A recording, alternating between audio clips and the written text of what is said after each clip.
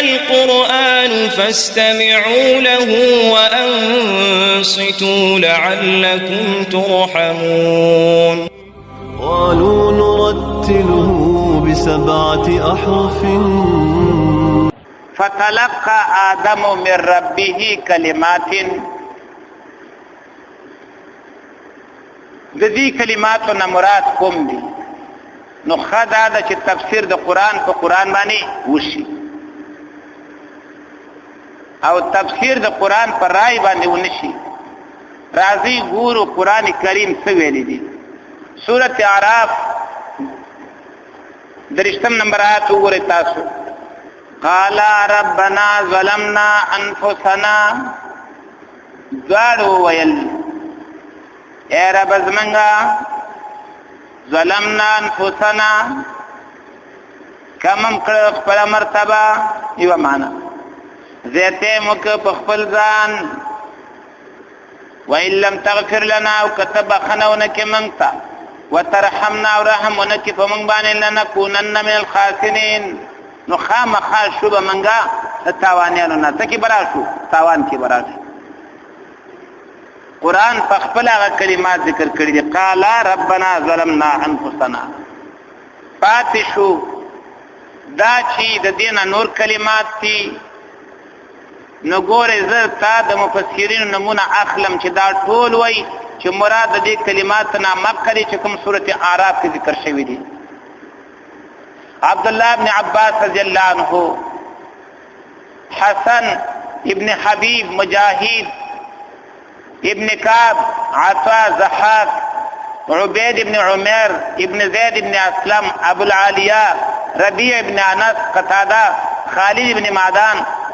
دوی ټول په دې باندې قول کړی چې مراد د دې کلماتو نه هغه کلمات چې کوم سورته اعراف ذکر کړی دي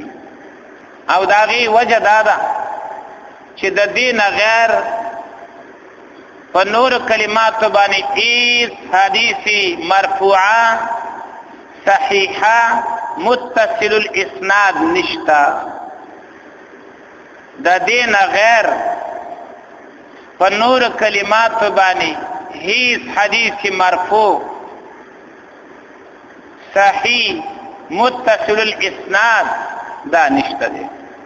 بعض خلک په دې عقیده باندې دي یو ځکه ناس ما او یو عالم بیان کوي بیان او وی آدم علیہ السلام چې کله د اسمان نه راکوز شو ځمکې ته نو وی اولی ونې ته ویل چې مال ځای راکا ونې د ځای د ورکول نه انکار سمندر ته ویل مال ځای راکا مړه خو یو شی پرې نه خود دې ټولو ته په سوال وکړ او دې ټولو منفي جواب ورکړ نو بل اخر په جړا شو جړلې دا دومره مبالغه کول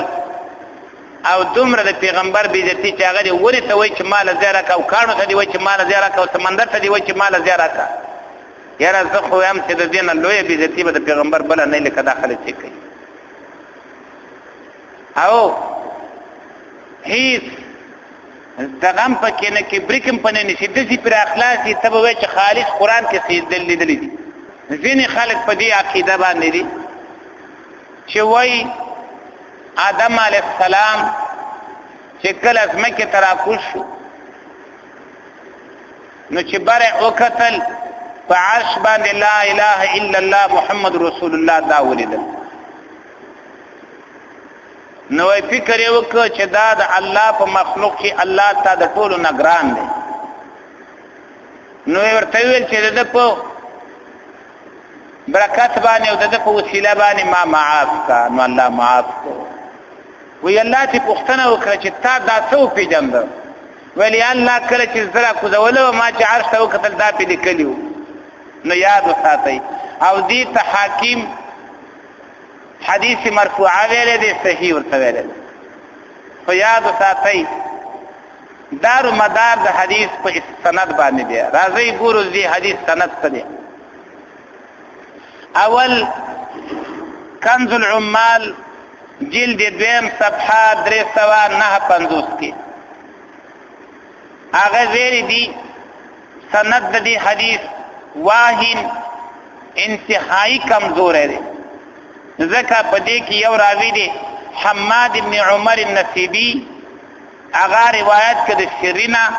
شری روایت کې د خالد نه او دا دواړه کمزوري دي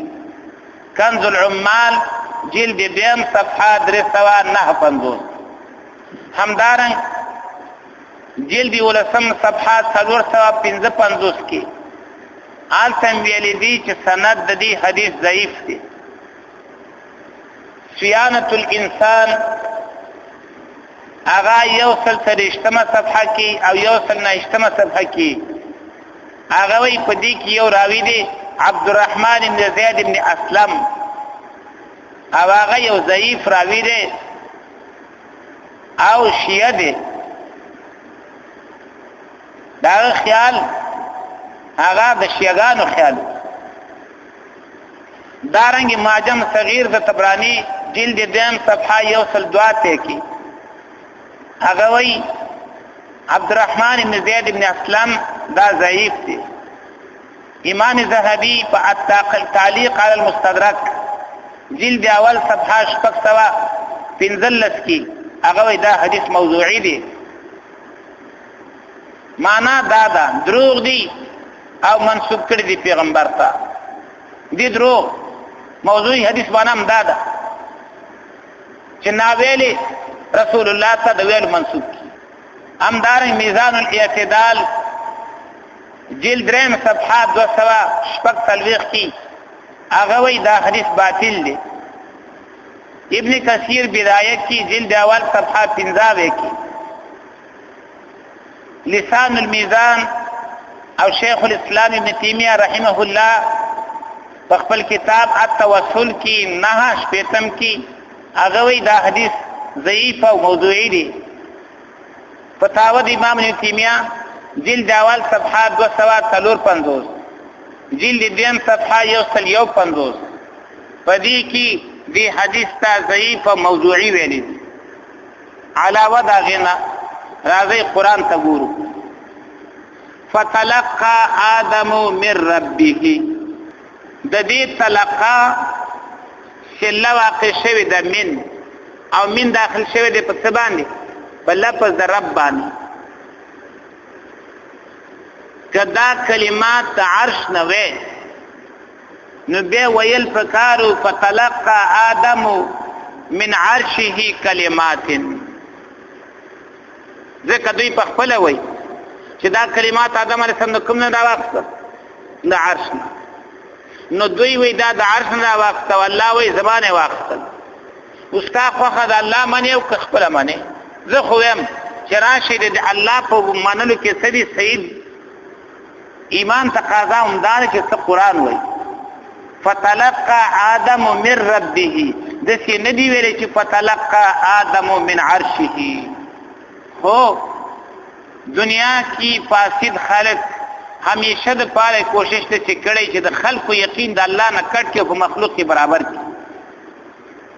الله نه اعتماد لري کی په مخلوق له اعتماد جوړ